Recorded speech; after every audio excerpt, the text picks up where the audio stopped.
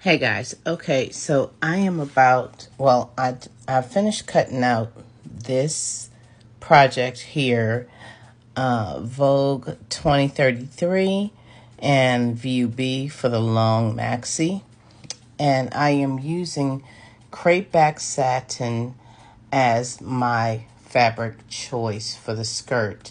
So this is my reference book for the fabric and everything in order to do my proper construction. So this book is by Sandra Benzina and All New Fabric Savvy, How to Choose and Use Fabrics. And what I've had to do is go to the satin section of the book. And in here, it shows me sewing tips. Pickers seem reduced about the value of finished garments. Okay, so it shows me all of this different type of information. It shows me the proper way to lay out the fabric, the markings, how to do the markings based upon satin, okay? Which thread to use, which would be a cotton or silk fine machine embroidery fabric. Thread. The needle to use 7010 HJ or HM. The stitch length to use based upon the satin project. The presser feet to possibly use.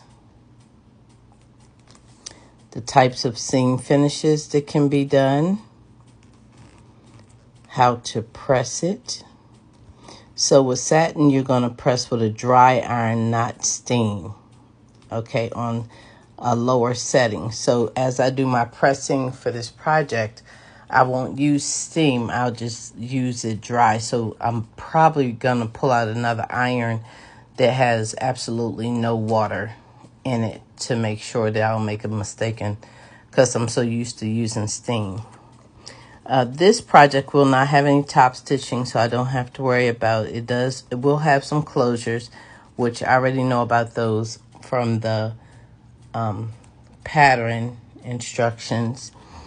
And then it will also show you the various hemming options for satin. It shows you the different feet that you could possibly use in order to stitch your project. And also it will show you interfacings that you could use. Okay, so it said here when I was cutting it to use either sharp scissors or a rotary cutter. In my earlier video, I showed where I used the rotary cutter, which worked extremely well, which gave me this very sharp edge right here. But as you can see, I have everything in a plastic bag. And I do that because the moment you start working with woven fabrics of any kind, it starts to fray. So by me putting it in the bag and not allowing it to rub against anything, it slows the fraying down. So here are just some reference information that we can use before we start our projects. Now, I do have a piece of sample practice fabric in here. So actually, before I even start any kind of construction, I will use my water-soluble or steam-soluble pens because I have to do some markings. And I'll mark on the test piece of fabric to make sure that no residue from the pen is left behind.